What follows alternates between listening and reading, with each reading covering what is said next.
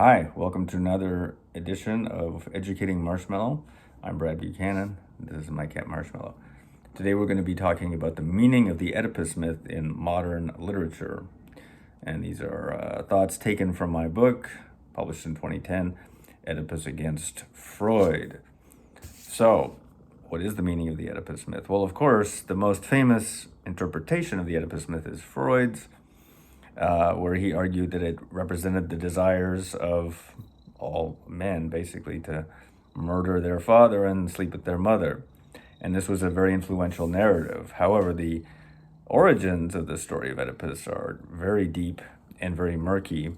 And before Freud came along, there were lots of different ways of interpreting what that myth was all about, as Marshmallow well knows. So, philosophers were arguing, basically, about what the Oedipus myth meant before Freud ever touched it. Hegel, for instance, the German philosopher, saw Oedipus as a symbol of rational human intelligence and self-awareness. Of course, this is a pretty logical deduction from Oedipus's famous solving of the riddle of the Sphinx. What walks on 4 legs, 2 legs, and then 3 legs? And the answer, of course, it's not some weird monster that changes shape. It's just a human being, a man, in the language of the time. We crawl when we're babies, we stand upright for a while, and then we need a cane in old age. So Oedipus solves that riddle. However, Oedipus also meets with a sticky end, because even though he solves the riddle of the Sphinx, he does not recognize his own destiny. It was prophesied that he was going to commit these horrible crimes of incest and parricide, but he doesn't recognize his father when he meets him at the crossroads and kills him, nor does he realize that the woman he's marrying is Jocasta, his mother. And when he finally realizes this, he, of course, gouges out his own eyes and goes wandering around and becomes a kind of prophet. So really, this humanistic self-knowledge that Hegel is positing Oedipus as the hero who embodies all this knowledge, this is flawed in Oedipus's case, because he doesn't actually know as much as he thinks he knows. He doesn't recognize that the gods have a destiny picked out for him that he cannot avoid. And this is the message, basically, that Nietzsche gets from Oedipus. Oedipus's destiny shows, basically, that human rationality, human self-knowledge is always limited. And indeed, the more we pretend to know about ourselves, the more destruction we can cause to ourselves primarily. So anyway, this debate continues, I'm going to argue, throughout 20th century literature. There's another very interesting interpretation of Oedipus in the context of what I'm going to call the Greek monomyth.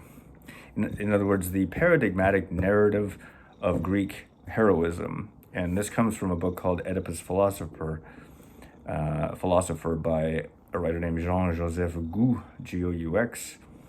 And that was the book that kind of twigged me to this other anthropological cultural significance of the Oedipus myth in Greek culture. So Oedipus is different from other mythical heroes because he uses his mind to solve his problems. Most of the other Greek heroes have to fight some animal with their bodies or some monster, and they sustain a wound, which then becomes the basis of their kind of transformation. Oedipus does not sustain any wound when he defeats the Sphinx. The Sphinx just jumps off into the abyss and dies after Oedipus has solved her riddle. And therefore, Oedipus has kind of violated one of the norms of that Greek monomyth. And therefore, the gods will not let him go unpunished, of course, for violating that norm. And eventually, of course, that means his ultimate downfall. So there's yet a further anthropological interpretation of Oedipus that comes along in writers like Bashoven and then Levi-Strauss, who suggest that Oedipus is the hero who marks our transition, basically, from matriarchal, earth-oriented culture to patriarchal culture. And what triggers this awareness is the recognition that the sexual act is what produces human beings. According to some of these students of anthropology, many millennia ago, people believed that we just kind of sprang out of the earth, that we were actually made of the earth. And whereas Oedipus, of course, because he, violates this rule against incest, he shows us, right, that actually, no, we're created through sexual reproduction, and we have to protect ourselves, therefore, from practices that are going to be, bad for us evolutionarily. Having sex with people in your own family and having children, of course, evolutionarily is not a good idea through that, if you do so through incestuous means, aside from it being incredibly creepy.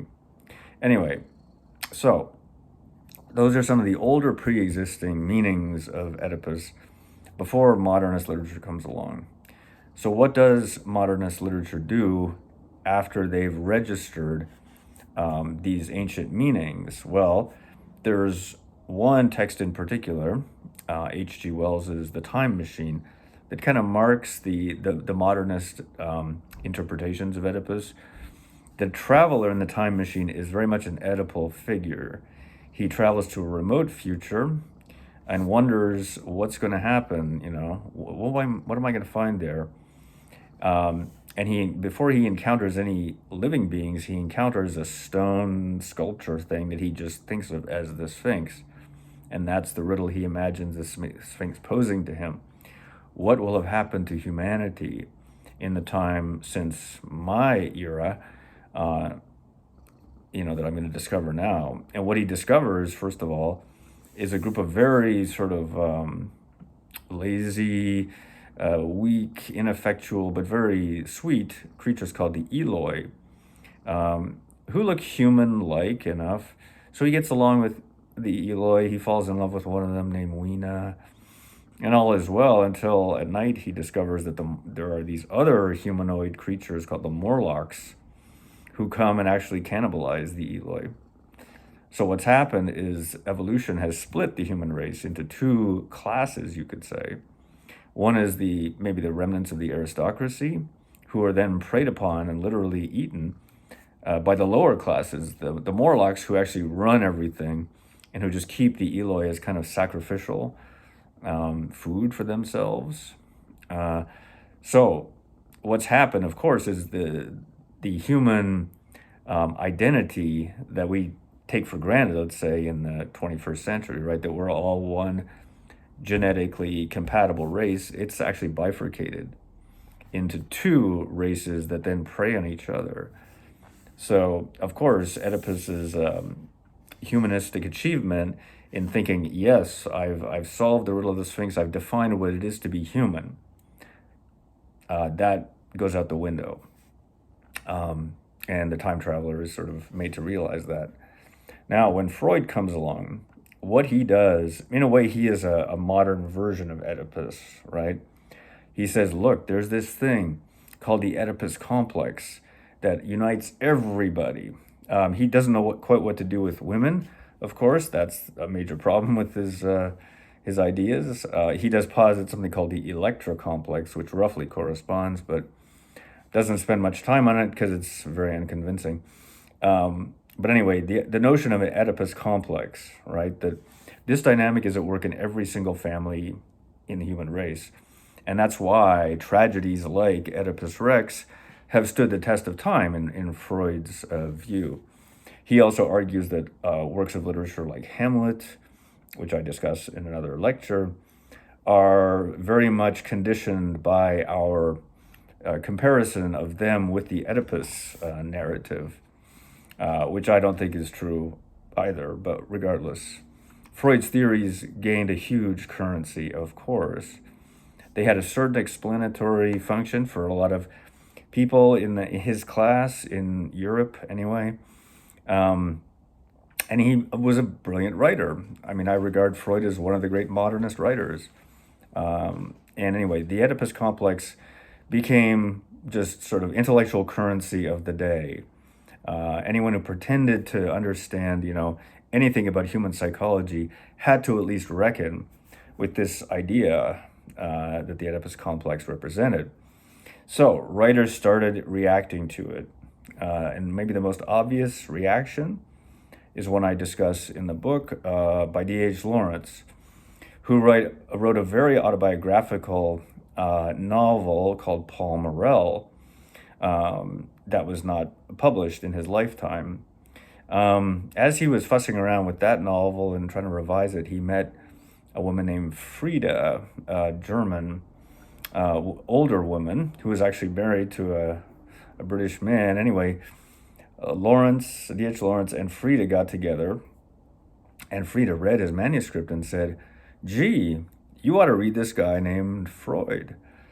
He talks about exactly the Oedipal triangle that you've created in this novel." Of course, the novel is about Lawrence's boyhood, where he hated his father, who was kind of a rough and tumble coal miner who was abusive to his wife and not very nice to the kids and so forth. And Paul Morrell, the hero of the novel, identifies really strongly with his mother. Well, when Lawrence got wind of what Freud had come up with and how neatly that Oedipal complex mapped onto Paul Morrell, Lawrence rewrote the novel completely and turned that novel into Sons and Lovers. And there's lots of little details that he changes. You know, for instance, in the initial draft, Paul Morrell is described as blind in all kinds of different ways. In the later draft that turns into Sons and Lovers, that blindness is mapped more onto other characters.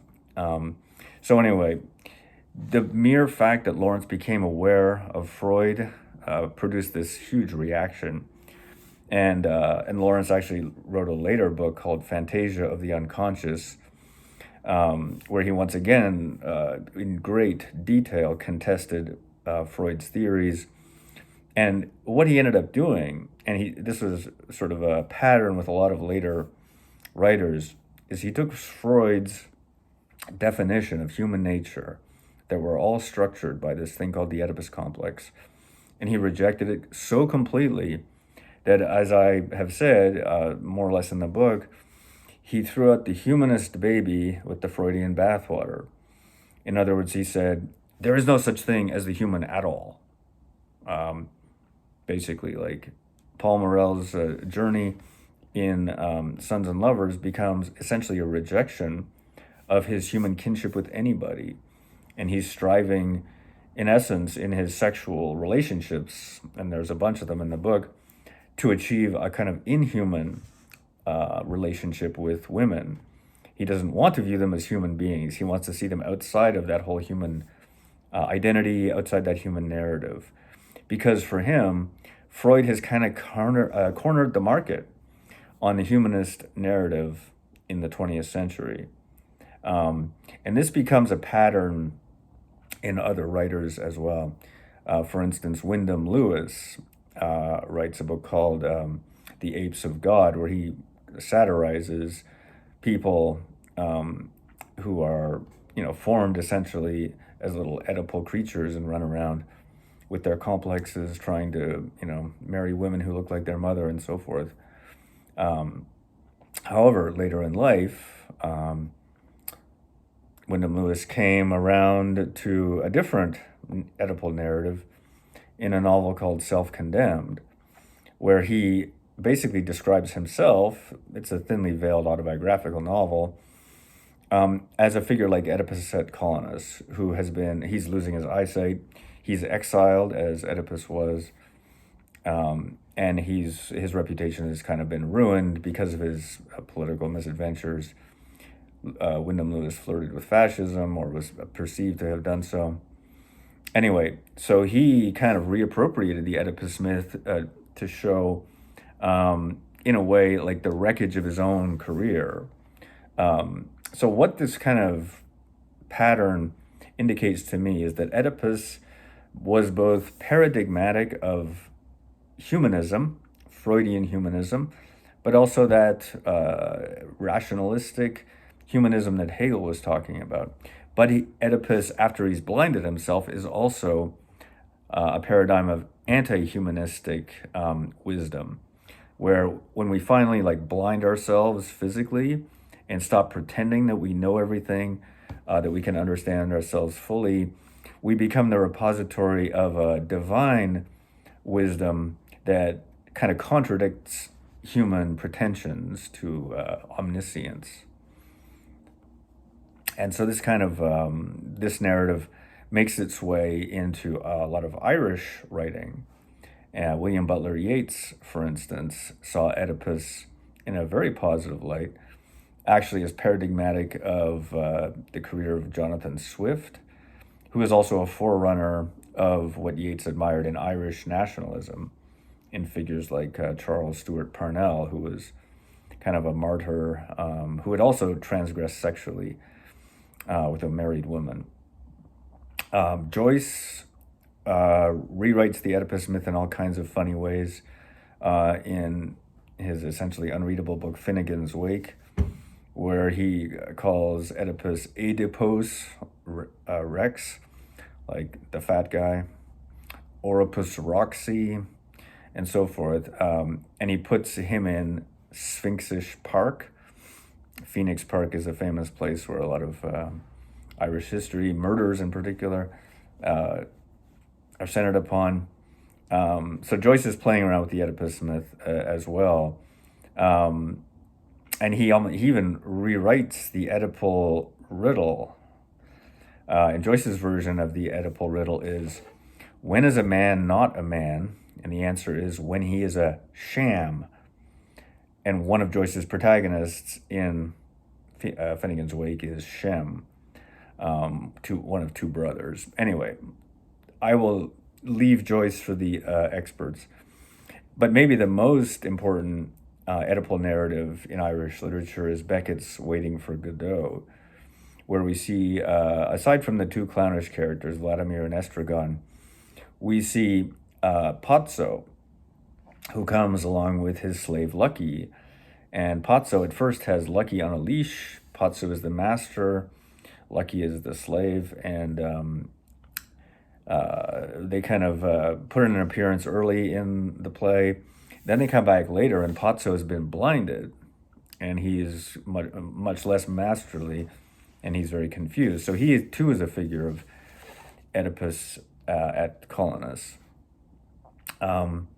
So again, these writers are sort of insisting upon the fact that Oedipus still matters as a narrative in modern literature, even when they tend to want to see it in ways other than Freud was describing. Their reactions against Freud turn them towards a meditation on the human condition and how we often, pride comes before a fall and so forth. Now, in postmodern British literature, Oedipus is almost taken to be a paradigm of all narrative, or is Oedipus's story is the narrative. And some of this is inspired by French structuralist thinkers like Roland Barthes, who said Oedipus was at least good for something, and that was to tell stories. And the two British writers I write the most about in the book are Christine Brooke Rose, who had a wonderful experimental novel called Through, where she makes fun, again, of the Oedipal narrative, and basically subverts narrative itself in the way her text is structured. And then Zadie Smith in White Teeth, who compares one of her protagonists, Samad Iqbal, with Oedipus, or he compares himself with Oedipus. He calls himself a victim of Western corruption, just like Oedipus.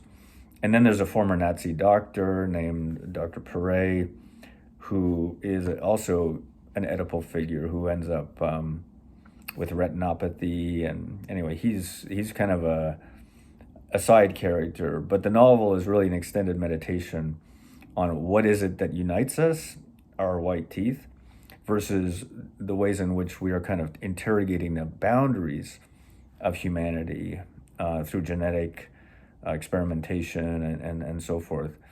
So it's pretty clear that even though Freud kind of put down a marker and said, We are all just edible, sorry, a Freudian slip perhaps. We are all just Oedipal creatures, and all our stories follow the Oedipal pattern. Writers since Freud have tried to rewrite the Oedipus myth to bring it back maybe to some of the older mythical connotations, where the Oedipus myth is almost a warning about Freud's project too, which is to try to understand ourselves fully as human beings and as only human beings. And that's really what humanism is, right? It's the belief that we can fully understand ourselves through activities like learning, writing, using our language, and so forth. The anti-humanism point of view says no, that in fact all of our attempts to understand ourselves are going to turn back and destroy us. That we cannot really pretend to be the omniscient, self-controlling creatures that Oedipus thinks he is when he has solved the riddle of the Sphinx. Thanks for listening.